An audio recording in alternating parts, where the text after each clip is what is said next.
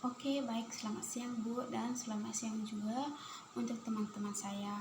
Oke, perkenalkan nama saya Erlina Linda dengan NIM 203111026. Saya dari Pendidikan Biologi di Universitas Patompo Makassar dan saya kelas 7B. Nah, di sini saya akan membawakan materi saya yaitu tentang data fosil evolusi primata. Oke, sebelum kita masuk bermacam-macam fosil primata, nah di sini ada sedikit yaitu tentang pengertian evolusi primata. Evolusi primata merupakan salah satu contoh evolusi dengan kata yang cukup lengkap. Nah, evolusi hanya didasarkan atas adanya fosil-fosil yang tidak pernah dapat menerangkan dengan lengkap apa yang terjadi di masa lampau. Oleh karena itu, untuk mempelajari suatu evolusi suatu organisme, biasanya para ahli menggunakan data organisme yang masih hidup hingga kini. Nah, kemudian kita yaitu tentang data evolusi primata. Nah, kita masuk yaitu bermacam-macam fosil primata seperti yang pertama yaitu Myopithecus dan Aegyopithecus dari lapisan Oligocene. Nah, Parapithecus Prophylathecus yang berbentuk seperti bajing dan diperkirakan tidak mempunyai hubungan kerabat yang cukup dengan manusia. Kemudian adapun fosil juga primata yang paling tua yaitu termasuk family, yaitu yang pertama Hominidae adalah yaitu Diropithecus, kemudian Limnopithecus, kemudian Brahmapithecus, Sivapithecus, kemudian Pliopithecus, Oreopithecus dan Proconsul yang dikenal sejak zaman Miocene. Nah, kemudian yang berikut yaitu ada juga yang dinamakan Diropithecus, dianggap berkerabat dengan bangsa beruk dan kera.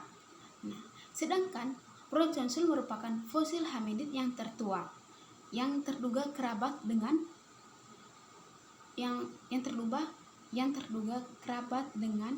gorila.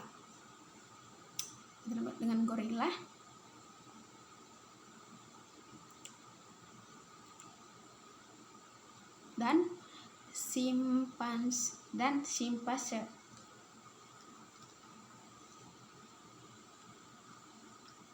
Fosil Brahmapithecus dan Sivapithecus belum diketahui kerabat dekatnya. Nah, seperti yang kita ketahui tadi. Oke, yang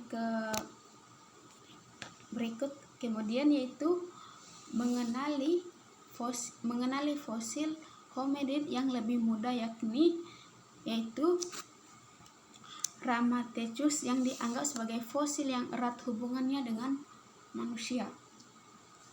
Kemudian yang berikut adalah fosil ini pada mulanya hanya sebuah rahang tulang. Nah, itu tadi ada hubungannya sedikit. Hubungan tulang rahang, namun kini pandangan tersebut berubah karena penemuan baru telah memberikan pandangan yang lebih baik. Nah, fosil ini ternyata identiknya dengan Dropithecus. Fosil berikutnya adalah yaitu Keyapithecus. Nah, di sini adalah fosil Homo, mungkin pula telah ada.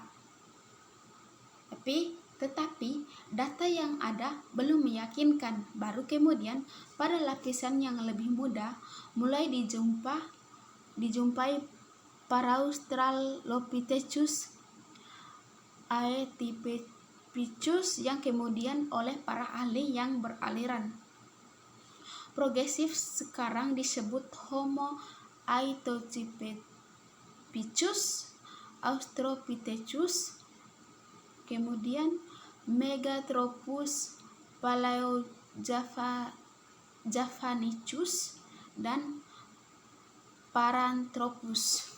Kemudian yang kedua marga fosil terakhir dan Gigantopithecus adalah fosil manusia atau kera yang berukuran besar yang mungkin dipantas dengan yang dinamakan raksasa.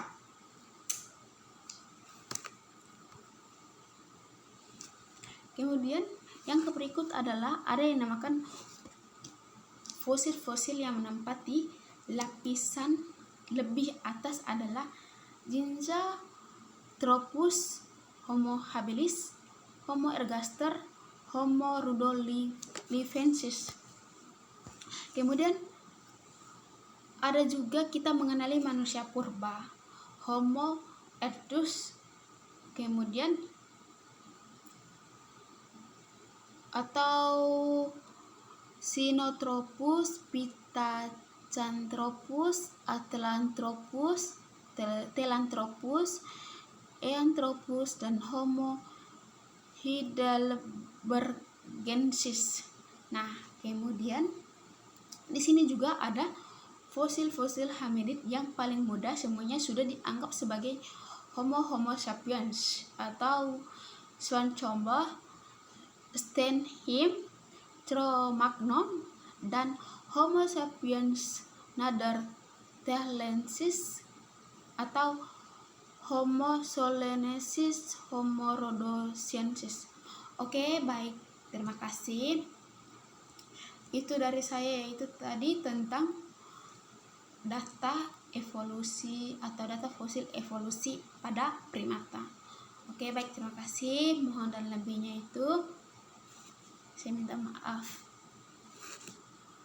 Oke, baik, terima kasih.